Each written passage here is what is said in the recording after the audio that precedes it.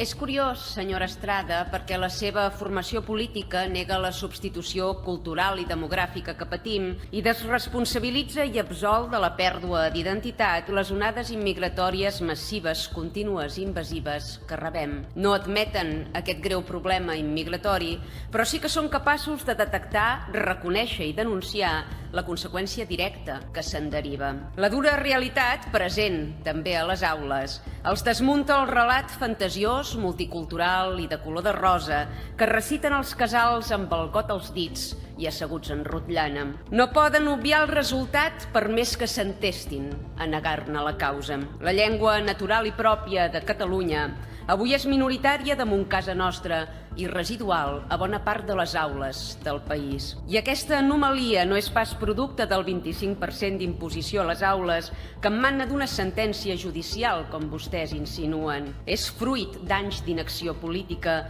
i de la diglòssia involuntària que pateix la nostra llengua. Però sobretot és el resultat de les polítiques immigratòries perpetrades per l'estat espanyol, legitimades pels diferents governs de Catalunya i encarades sempre a diluir i esborrar sense pausa ni treva el fet diferencial del nostre poble. Per si Espanya no s'hi esmercés prou, Junts, ERC, PSC i Comuns pacten una llei sobre l'ús i l'aprenentatge de les llengües oficials a l'ensenyament no universitari, que no només no esquiva ni invalida la sentència del 25% de castellà a les aules, sinó que renuncia explícitament a protegir el català com a única llengua vehiculada als centres. Si no hi havia prou caliu, atiem les brases. En el fons, espanyolistes, processistes i independentistes presents aquí. Sabem que garantir el català a les aules, als carrers i a l'administració pública no depèn de cap sentència, de cap llei ni de cap acord. La pervivència de la nostra llengua i el seu domini i exclusivitat els ha de garantir